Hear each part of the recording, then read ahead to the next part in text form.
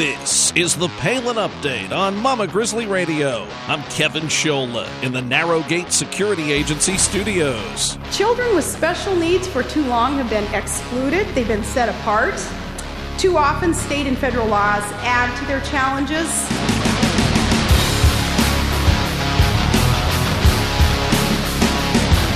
And it's not just children. Sarah Palin has committed to stand up for all people with special needs. Today we have an amazing guest who's also working hard to help those with challenges. And he speaks from experience. Spann Cordle is our guest today. Cerebral palsy has not held him back, and now he's an inspiration to others. You'll meet Spann Cordle in a moment and hear about his sidekick, Finn, a beautiful Labrador retriever. Stay tuned.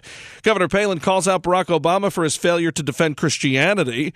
Palin gives a big thumbs up to a patriotic Hollywood star who's not afraid to speak his mind. A brand new installment of Liberty and Legacy with Tamara Colbert's on the way from Texas. And just ahead, our latest edition of Steel Resolve with Sarah Steelman in Missouri. Welcome to the Palin Update on Mama Grizzly Radio. The Palin Update is sponsored by Narrowgate Security Agency. Today we have Spann Cordle on the show. He's in his 50s from Georgia, and he's had cerebral palsy for his whole life. But Spann hasn't been deterred. Instead, along with the help of his service dog, Mr. Cordle works at Walmart, and he's committed to making the world a better place for anyone with a disability. And right now we welcome Spann Cordle to the Palin Update on Mama Grizzly Radio. Spann, how are you, sir? I'm fine, Kevin. How are you? Doing well. Thank you for being with us. We're really honored to have you on here, and I know you're a big admirer of Governor Palin. We're going to get into that in a little while, but let's talk a little bit about you first and what you've dealt with in your life and what you're doing now. First of all, cerebral palsy. Believe it or not, some people may not really even know what cerebral palsy is. So let's start there, Spann. Something you've dealt with since you've been born. You've had it your whole life. What is cerebral palsy? Okay, Kevin, cerebral palsy is a neuromuscular birth defect. It affects most patients that are premature, as I was. I was 2.5 months premature at birth. And before or shortly after birth, the brain cells do not receive the proper amount of oxygen due to the fact that the lungs are not developed enough with a premature birth. And when brain cells die, they do not rejuvenate. And that, in essence, is what causes cerebral palsy, which can affect different motor skills. It can affect your eating, it can affect your movement, it can affect your mental ability, it can affect the whole body. And now here you have lived with this your whole life. You're in your 50s now. And, you know, a lot of times people see people with a situation like cerebral palsy and they're being helped by others. Well, that's happening in your case, too. But you're also out there trying to help others. And I really think it's an unbelievable story because it's one thing when people see someone trying to help them who isn't in their shoes. But here you are. You also have cerebral palsy, but you're out working. You're out making a difference. And you want to help others in your situation or with other disabilities. Yes, sir, and I thank you for that. It's a situation that, so many people today, as you say, see people that are afflicted with a disability and they turn away. And simply because they don't understand, they're afraid, they don't know exactly how to approach someone with a disability. In my case, I was very lucky. I have my mental faculties. I'm able to communicate. I'm able to drive. I am able to work. And I felt like that the good Lord has given me a blessing. And I feel like He's given me an opportunity to give back to others and show by example that if you want something bad enough and you work for it, that you can achieve it. And not only do you work, but you thrive. You work at Walmart. You live a great life, and you don't do it alone. You have a loving family, but you also have that trusty sidekick of yours, Finn, who I want to talk about. Let's tell everybody about Finn. Okay, Finn is my service animal. Finn is a Labrador Retriever mix. He has been with me since December of 2005. I got Finn from a private organization called Canine Specialty Training in Independence, Missouri, and Finn is now 12 years old, and he is fluent in 80 different commands. He can, for instance, he can turn lights on and off. He can open and close doors. He can take clothes out of the washer and put them in the dryer. He can take them out of the dryer and put them in a basket and pull that basket wherever I need it. They're just amazing dogs, Labradors in general. I know I had one that lived a life of luxury for quite many years, and now we have a mix who also is kind of running the house. But they are really tremendous animals, and that is great that you're able to share the story not only of yours but of Finn's with many people. What's the reaction you get at Walmart from customers and others when they get to meet you and meet Finn? The mix, the feelings and the emotions and the receptions we have are mixed. People come up and they want to immediately pet Finn. They see a dog. They do not see a service animal. And since Finn is a working animal, you do not pet a working animal in the store while they're working, because it distracts them from what they're supposed to do.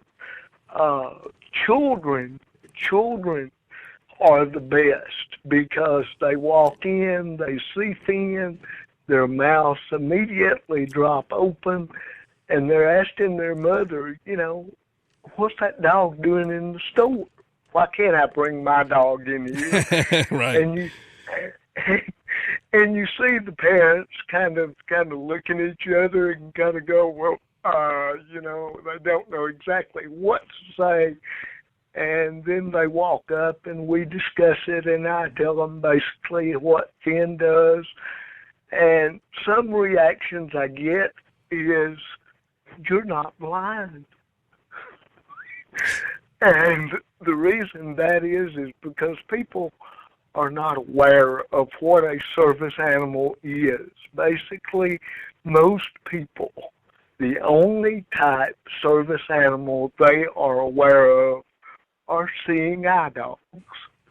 And when they see an animal, the first thing they think of is, oh, he's blind. Well, no, I'm not. Now, you've worked with Walmart trying to make the workplace a better environment for those with disabilities, and you've said on your website and to me through personal correspondence that it's your goal to make the world more livable for everyone with disabilities. That's a tall order, obviously, especially when you have to deal with your own stuff. How do you intend to do that, Spann, and how have you seen some success in that goal so far? Well, Kevin, basically what I've done, I've worked with Walmart since 2007. I've been a very, very lucky man. Walmart has, I have been featured on Walmart World Magazine cover. I've been named Careers in Disabled Employee of the Year representing Walmart. Basically, what I want to do is I want to transfer from store level, where I'm a door greeter now, people greeter.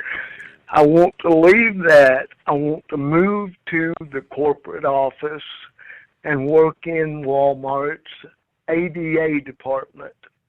And what I basically, as I said earlier, want to do is show by example that if you want something badly enough and you work for it and you're capable, you can make a difference, and that it is possible, and a disability is not the end. A disability can be a true beginning. What about Governor Sarah Palin? I know that you're a big supporter of hers. What is it about the governor that draws you to her, and what would you like to say to her, Spann? Well, Kevin, I have admired Governor Palin since she first came on the political scene in 2008 as the vice presidential nominee. Being a political science major in college, undergraduate, of course, politics is an interest of mine. Governor Palin struck me as a lady that knew basically what she was doing, knew what she was talking about, and could make a difference, which basically is something that I can identify with. I believe she also has a child with a disability, and I think that if she could become aware of my story, that maybe she and I could identify with each other. Maybe she could read my story and find something in it that would be feasible. Yeah, I mean, she's been such a champion for those with special needs and, children, obviously. But as you have shown everyone, this is something that adults deal with as well. And you have gone above and beyond here, Spann, with what you've been able to do. And, it's really a great story because you serve as an inspiration to other people. Well, thank you, sir. I do appreciate that. If I could, one other thing. Basically, what has happened? 2 years ago, I lost my disability benefits due to working part-time. That, in essence, is government fault, Social Security. A year ago, I lost my health benefits because I don't work 30 hours a week. And, right now I'm trying to do better. I'm trying to better myself where I can support myself and my family and, still be a voice, be a spokesman for the people that are disabled that can't or are afraid to get out there, put their name out there, and do what it takes to make a difference. Well, Spann, we're going to direct everyone to your website, and you truly are a great American. We thank you for joining us today, and obviously appreciate your thoughts on Governor Palin, and you take care of our buddy Finn there as he does with you. Thank you, Kevin, and I do appreciate you having me. I thank you very much, and I'll certainly give Finn a hug for you. For more on this great American, visit spannsworld.net. That's SPANNS world.net.